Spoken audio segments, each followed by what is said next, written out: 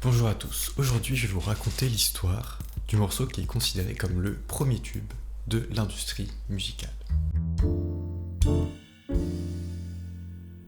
Tout commence avec un musicien qui est devenu millionnaire avec ses compositions, et en particulier avec un morceau qui a changé sa vie.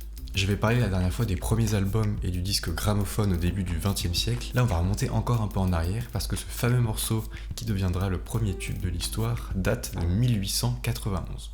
Et c'est la première fois en fait qu'on a une démarche marketing dans la musique, parce que ce qui va faire le succès de cette œuvre en fait, c'est pas vraiment sa virtuosité ou son originalité, mais c'est plus la façon dont l'auteur va organiser la promotion de son œuvre avec un objectif clair d'être un gros succès commercial. Et j'avais évoqué dans ma première vidéo la Tin Pan Alley qui est la première grosse industrie musicale populaire. Et bah là on est pile dedans en fait parce que ce fameux morceau, c'est le morceau de la Tin Pan Alley qui va rapporter le plus d'argent, c'est un peu leur best-seller. Mais avant tout, commençons par le protagoniste de l'histoire. Charles Kay Harris est né aux États-Unis en 1867 et il va rapidement s'intéresser au banjo. Vous savez, c'est cet instrument typiquement américain qu'on associe souvent au style country.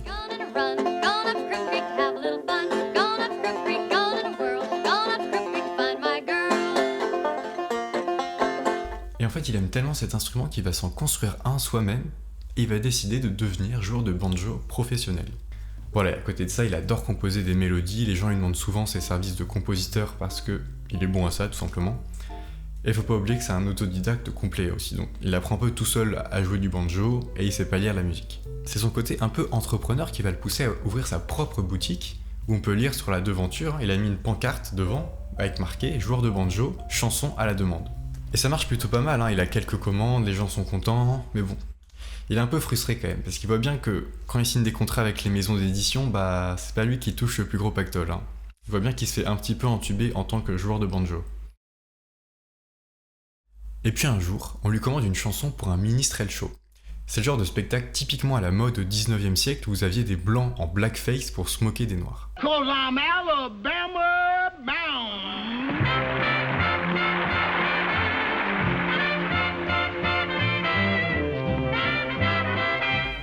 Et Charles Kay Harris, il se dit « Ok, vas-y, je me lance ». Alors il écrit une chanson qu'il va appeler « After the Ball ». Et il est plutôt content de lui, hein. Il demande à un musicien de lui écrire sa chanson sur partition, parce que oui, il connaît toujours pas le solfège, donc en fait quand il a une mélodie dans sa tête, il est obligé de le chanter à son associé qui lui s'occupe d'écrire les notes sur partition. Et donc voilà, il a sa petite partition, toute propre, tout est nickel, il peut la donner au chanteur qui va interpréter sa chanson. Et ce chanteur, c'est Sam Doctor. Et là il hésite un peu quand même. Pas parce que le spectacle est raciste, non, ça c'était complètement normal à l'époque, mais parce que je trouve que Sam Doctor c'est un peu un amateur, voilà. Il a pas trop confiance en lui, il se dit ouais, lui je le sens pas trop. Mais Sam Doctor il le rassure, il lui dit non mais t'inquiète pas, moi je connais, j'ai fait ça des centaines de fois, je suis vraiment un professionnel. T'en fais pas pour ça. Et arrive enfin le jour de la représentation. Donc voilà, le spectacle commence, les morceaux s'enchaînent, et vient le moment où Sam Doctor doit chanter After the Ball. Et là, vous savez, quand vous imaginez la pire situation possible dans votre tête et que ça se réalise, bah là c'est un peu ce qui s'est passé pour Charles, parce que ce qu'il voulait surtout pas, c'est que Sam Doctor oublie les paroles. Parce qu'en fait il avait tout misé sur le texte, et le troisième couplet de sa chanson c'était un peu un plot twist. Et forcément Sam Doctor, bah il a oublié complètement le troisième couplet. Et donc c'est un peu comme si on vous mettait Fight Club mais on vous enlève la fin quoi. Enfin attention, là c'est un plot twist version 19e siècle, donc en gros pour faire simple, c'est un mec qui a vu sa femme embrasser un autre gars à une soirée, donc voilà, il est dégoûté, il la quitte, il se pose pas de questions, et il va apprendre seulement des années plus tard qu'en fait ce gars c'était le frère de sa femme, et que c'était un gros malentendu. Voilà, donc c'est un peu bizarre, mais à l'époque c'était un plot twist de malade. Et donc les gens ils comprennent pas trop l'histoire et ça rend le morceau pas très intéressant. Je pense qu'on peut dire que c'est un échec. Mais notre ami Charles Kay Harris ne se décourage pas pour autant et il continue de croire au potentiel de sa composition. Et donc la grande question qui va se poser, c'est comment diffuser massivement ma chanson ? Parce qu'il a bien compris que pour avoir du succès, il faut avoir de la visibilité, il faut qu'un maximum de gens puissent écouter sa chanson.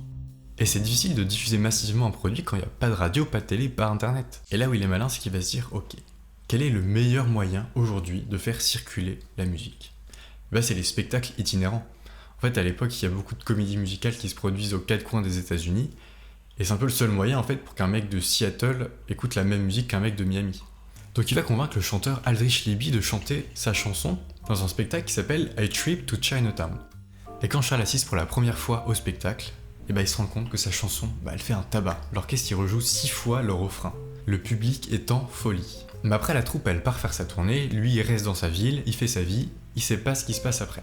Il sait juste que chez lui, ça a eu un succès de malade. Et quelques semaines plus tard, il va recevoir une lettre d'un éditeur qui lui dit « J'ai besoin de 75 000 copies d'After the Ball immédiatement, pour Boston, New York, Chicago. » Et quelle est sa réaction à votre avis? Il va prendre la lettre, il la lit, il la déchire, il la jette à la poubelle. Oui, vraiment. En fait, il y croit pas parce que la carte, elle date du 1er avril. Il pense que c'est une blague, il pense qu'on se fout de sa gueule en fait. C'est seulement 10 jours après qu'il va se rendre compte que c'est pas une blague quand il va recevoir une autre lettre de l'éditeur qui lui dit « Bon c'en est où pour la livraison là, c'est bientôt prêt ?» Et avec cette lettre, il lui donne un joli chèque de 14 250 $. Donc pour rappel, $1 en 1890, c'est à peu près 28 $ aujourd'hui. Donc si on fait la conversion, ça fait quand même un gros chèque. Ça fait un peu plus de 400 000 $. Donc Charles, il s'empresse d'aller imprimer ses partitions. En plus, il galère parce que dans sa ville, personne n'a jamais imprimé 75 000 copies. C'est énorme. Et du coup, il est obligé d'aller à Chicago pour faire imprimer ses copies. Bref, il envoie tout à l'éditeur. Et vous vous en doutez, ça va se vendre comme des pipins. Tout va partir. En fait, les gens, ils ont tellement aimé After the Ball qu'ils veulent tous avoir la partition pour pouvoir la rejouer chez eux. Parce qu'il faut bien se rendre compte que le business musical à l'époque, il est entièrement tourné vers la vente de partitions. Les gens n'achètent pas de disques encore, ça n'existe pas.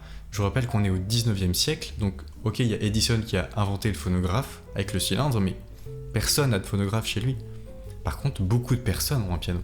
Et en fait, la clientèle cible d'After the Ball, c'est les femmes de la middle class américaine qui veulent rejouer les tubes au piano dans leur salon. Parce que oui, jouer After the Ball au piano quand t'as des invités, c'est la classe totale. Et tout ça, en fait, c'est le marché des parlor songs. On pourrait traduire par les chansons de salon. Et After the Ball, en fait, ça correspond parfaitement aux attentes de cette clientèle. Et donc, résultat des courses, la partition se vend à 5 millions d'exemplaires. C'est juste énorme pour l'époque. Bon, et puis après, voilà, il est lancé. Il ouvre sa propre maison d'édition, parce qu'il a bien compris que c'était ça qui rapportait le plus d'argent. Il continue d'écrire des tubes, et ça va devenir un des compositeurs les plus riches de son temps. Bon, et puis un jour, il se dit, tiens, maintenant que je suis riche et que je suis vraiment reconnu pour mes compositions, je vais écrire un bouquin qui va s'appeler « Comment écrire une chanson à succès ». Et ce livre, c'est vraiment sa recette pour écrire des chansons qui plaisent aux gens. En fait, c'est vraiment une approche marketing où il te conseille de faire une étude de marché, il faut choisir le style qui est à la mode. Si tu sais pas quel style choisir, il te conseille d'aller voir les spectacles qui tournent en ce moment. Il te conseille aussi de t'inspirer des titres des journaux pour que ça claque, pour que les gens aient envie de le lire. Il faut que le texte soit intéressant. Et c'est vraiment novateur parce qu'au 19e siècle, on vient quand même de la musique romantique où on a la personnalité et les émotions du compositeur qui sont mises en avant. On a une démarche très artistique. Et Charles Caillaris, il pense vraiment comme un businessman. Et cette façon de penser, ça va vraiment marquer l'ère de la tin-panallée qui sera la première industrie musicale à penser la musique comme un business. L'épisode est terminé, j'espère que ça vous a plu. Pour me soutenir, n'hésitez pas à vous abonner à la chaîne, à aimer mes vidéos, ce serait vraiment très cool. Sinon, je vous dis à dans 2 semaines pour un prochain épisode. Merci, ciao!